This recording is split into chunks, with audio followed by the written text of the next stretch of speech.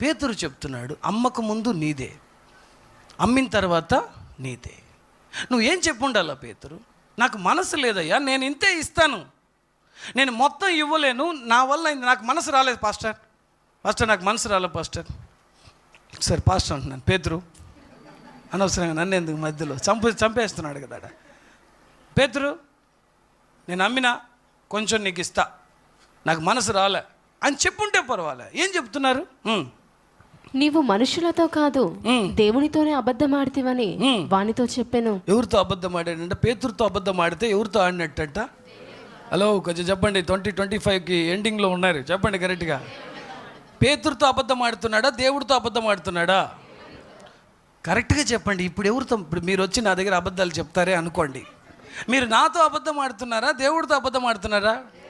కాదు, నాతోనే.